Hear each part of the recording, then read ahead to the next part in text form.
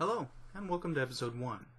Today, I'll be showing you a little bit about pipes. It's a slight obsession with me. I hope you enjoy the information that I'll be giving you. Let's see. Let's first talk about types of pipes, and their pluses and minuses. First, I will go with my favorite pipe, and this is a briar pipe. And this wood. Briar is made from a root. It's generally the inside or the outside. There's two different names. You don't care. They smoke the same. It doesn't matter. I like them. The flavor's pretty decent. There are cleaner flavors in other pipes, but this is a good starting place for any type of pipe. If you're going to get a pipe, I would suggest get a briarwood. Generally, mouthpiece pulls right off. Don't do that right after you smoke. It will warp. That includes with any pipes. It will warp. The only issue, if you smoke this a lot, like more than once a day, you increase the risks of burning through it. Let me show you an example here. This is one of my first briar pipes. I smoked a hole right through it. As you can see, the light shining through that little hole. And this is a very thick pipe. You need to be careful. Apparently. There are ways to cure them so it doesn't smoke through as easily. You do 50-50 of honey and water, and just rub it on the inside and let that dry overnight. You do that like 3 or 4 times and it should be fine. I've done that with other pipes and it doesn't seem to do too much, so let your pipe rest for 24 hours before you go back to smoking it, because you're increasing the risks of burning through when you do that. As you can see with this other pipe that looks almost exactly like that one, I burnt right through there. You need to be careful. I love this pipe too. It's sad. And that's just a short stem briarwood pipe. We have a longer stem briarwood pipe, and they call these church wardens. This one's pretty neat. It's got little feet there, so you can just rest it. You get a cooler smoke out of it. If you have sensitive throat, long tongue, or whatever, this is pretty good to get. These run you a little bit more. They'll run you upwards of $80 to $150 or up. Pipes are pretty expensive sometimes. Still, briarwood still could burn through it, even though it's a long stem pipe. You're just going to sit there in your mouth, you're going to relax, and you could just burn through it. 24 hours of rest. Let them rest for 24 hours. Alright, the next one I have are called meerschaum.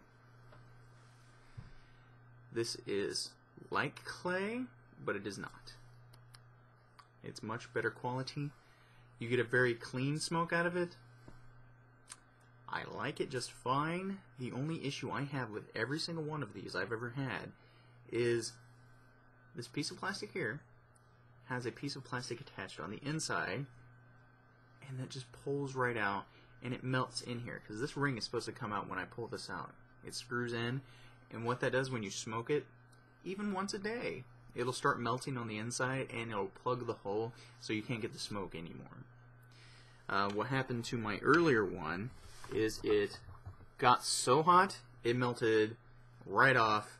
It doesn't even have the screw anymore. This whole thing's plugged. It won't rest in there at all. Good flavor. Sometimes more expensive, but they just fall apart. Don't want to use that. If you're on the road, get yourself a little tiny one. And these will run you about 20 bucks. It's really intense because they're so short, so it's a really heavy smoke.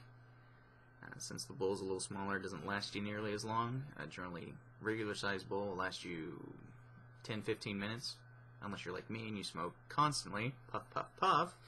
Lasts you about 10 minutes. Alright. What else do we have here? If you want a nice clean flavor, get yourself a good quality clay pipe. Now, I generally don't like these clay pipes because I don't care how high quality it is. I still taste like a clay powdery flavor in it.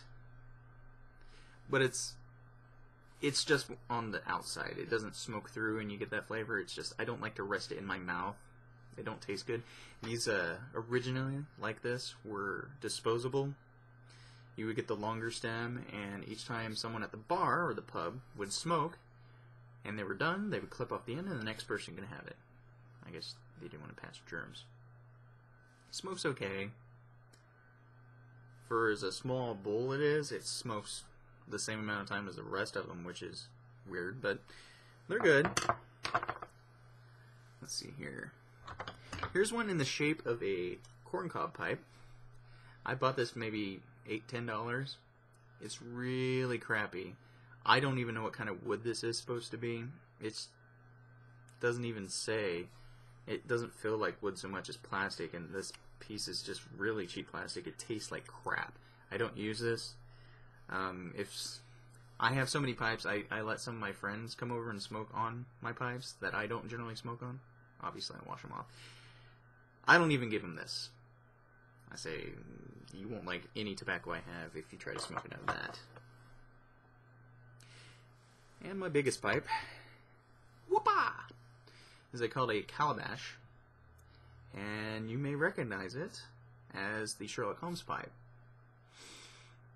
Well, only in movies, because Sherlock Holmes would not smoke a pipe like this. He generally liked a rougher, harsher smoke, and this would give you a very mellow smoke.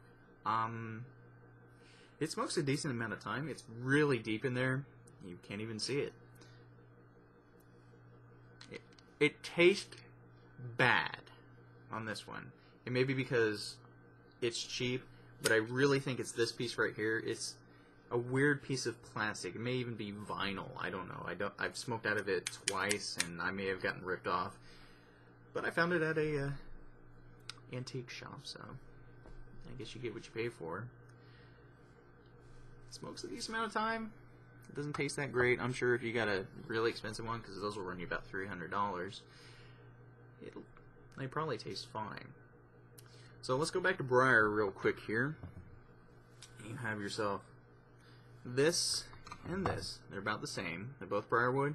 The thing about these is they have this big hole, and what that's used for is they have this filter mechanism.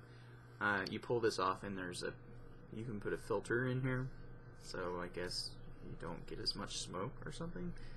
I don't use that. I like smoke. That's why I smoke.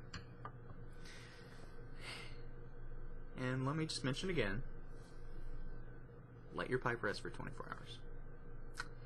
Do not clean your pipe unless it is cool. Do not take apart your pipe if you just got done smoking. You will warp it. It will not fit in place anymore. Be careful smoking hot. You might melt or burn what you're smoking through. You take your filter, your pipe cleaner here, and you just run it through the stem when it is cool, and then you run it through the pipe itself when it is cool. You just want to make sure there's a clear path. It's okay that there's some crud in the middle inside here, because what that does is it protects it from burning more. A fresh pipe, brand new, you need to be very careful about smoking, because you could easily burn right through it. You need to do the curing method, like I said, which I don't think works, or you smoke little bits of tobacco in there, about half a pipe, for the first week or so. So it builds up some carbon, and it won't burn through it.